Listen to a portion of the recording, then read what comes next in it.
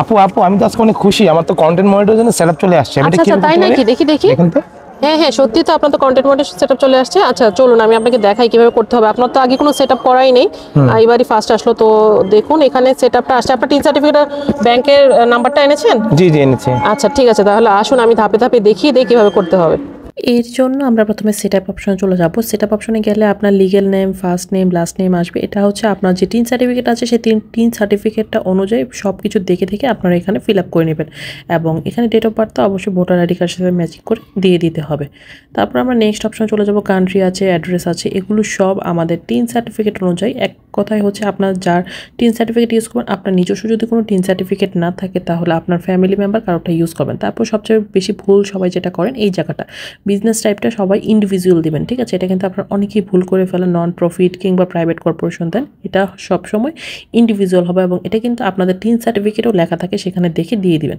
তারপর হচ্ছে আমরা নেক্সট অপশনে চলে যাবো। এই যে দেখেন এখানে হচ্ছে অ্যাড্রেস আছে, অ্যাড্রেসগুলো আমি সব কপি করে রেখেছি আগে থেকে, জাস্ট পেস্ট করে দিচ্ছি আপনাদের সুবিধার জন্য। আপনারা সবসময় অ্যাড্রেস এবং সম্পূর্ণ সব ডিটেলসগুলো আগে থেকে লিখে রাখবেন এক জায়গায়, তারপর হচ্ছে জাস্ট কপি করে বসিয়ে দেবেন। তারপর যা যা ইনফরমেশন প্রয়োজন হয়, এখানে দেখেন পোস্টাল কোড আছে, এটাও কিন্তু আমাদের টিন সার্টিফিকেটে লেখা আছে। তারপর আপনার নিজস্ব একটি ফোন নাম্বার এবং নিজস্ব ইমেল অ্যাড্রেসটা এখানে দিয়ে দিবেন। এই ইমেল অ্যাড্রেস এবং ফোন নাম্বারটা অবশ্যই সঠিকভাবে দিবেন, কারণ হচ্ছে আপনার ফেসবুকের সকল ইনফরমেশন কিন্তু আপনার এই ইমেল অ্যাড্রেসের ডকুমেন্ট হিসেবে আসবে। সো ইমেল অ্যাড্রেসটা যদি ভুল করেন তাহলে কিন্তু অনেক কিছুই আপনি ইনফরমেশনগুলো মিস করে ফেলবেন। সো এটা অবশ্যই সঠিকভাবে দিতে হবে। তারপর এখানে আমরা টিন নাম্বারটা বসিয়ে দিব। তারপর এখানে আর কিছু দিতে হবে না, ভ্যাট নাম্বার দেওয়া লাগবে না। তারপর নেক্সট বক্সে ক্লিক করে আমরা অ্যাড লেটারে চলে যাব, নেক্সট অপশনে চলে আসবে।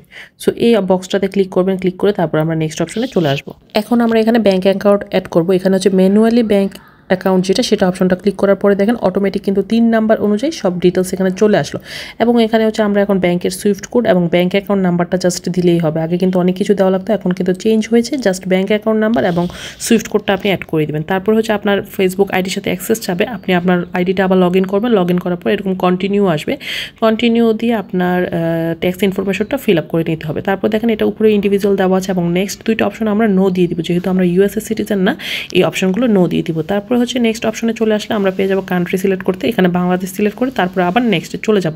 এখানে আর আমাদের কোনো কিছুই দিতে হবে না। সো আমরা নেক্সটে চলে আসলাম। এখানেও দেখেন এখানেও কিন্তু সব কিছু অটোমেটিক দেওয়া আছে, আর কিছু করতে হবে না, জাস্ট নেক্সট অপশনে চলে আসবে। এভাবে করে নেক্সটে আসতে আসতে যে কয়টা পেজ আছে সবগুলোতে একদম লাস্ট পেজে চলে আসবো। তো লাস্ট পেজে চলে আসার পরে দেখেন এই যে এরকম একটা অপশন আসছে, আপনারা অবশ্যই 0% সিলেক্ট করবেন, না হলে কিন্তু আপনাদের যখন ফেসবুক থেকে টাকা আসবে আপনাদের কিন্তু ভ্যাট ট্যাক্স কেটে রাখবে।